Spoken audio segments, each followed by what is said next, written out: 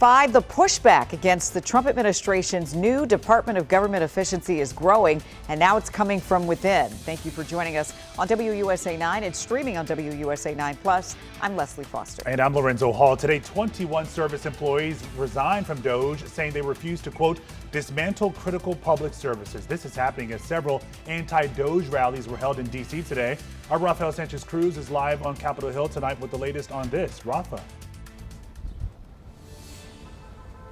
That's right, Leslie. Lorenzo, in the last 3 hours, White House advisor Elon Musk took to X to respond to those resignations. He said they were Democratic political holdovers who were refusing to return to the office. He said if they hadn't resigned, they would have been fired.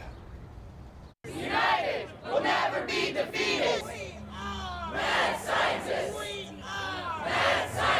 Those were just some of the chants that echoed outside the U.S. Department of Health and Human Services Monday afternoon. Hands up for research! Hands up for research! Protesters rallying against the cuts the Department of Government Efficiency made to the medical field. These cuts mean cancer patients left without hope. Amelia Ventriglia, a researcher at the National Institutes of Health, says it's more than just people losing their jobs. We're under so many freezes right now that stop the American taxpayer from receiving the medical advancements they paid for. This is theft. Hours earlier, workers recently laid off by the federal government took their complaints directly to the Hart Senate office building on Capitol Hill. I hope that by being here today, it gives some of the senators an idea of who's actually impacted. We're still not actually sure who laid us off because, as far as we know, there is no administrator for DOGE. I thought it was great, because we have people that don't show up to work and nobody even knows if they work for the government. President Donald Trump praised Elon Musk for this weekend OPM email demanding federal workers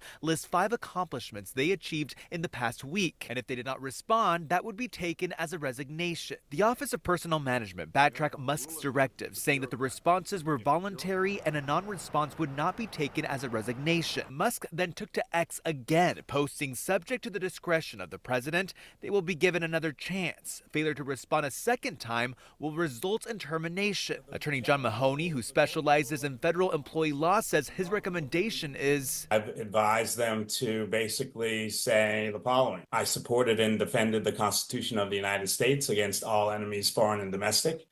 I bore true faith and allegiance to the same.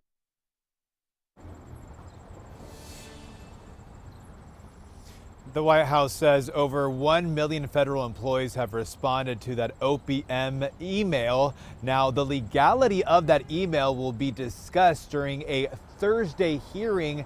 A federal judge will determine, the legality of this email. That's after a lawsuit was filed by several unions. On Capitol Hill, Rafael Sanchez Cruz, WUSA 9. Even as each judge rules, we still end up with more questions than answers in all of these cases. The days that go by, the folks there wondering who's in charge, who are we responding to? All right, Rafa, thank you. Of course, you can count on WUSA 9 to keep pressing for answers about those decisions impacting federal workers. When we get the answers, we'll share them on air, online, and streaming on WUSA 9 Plus. So we continue to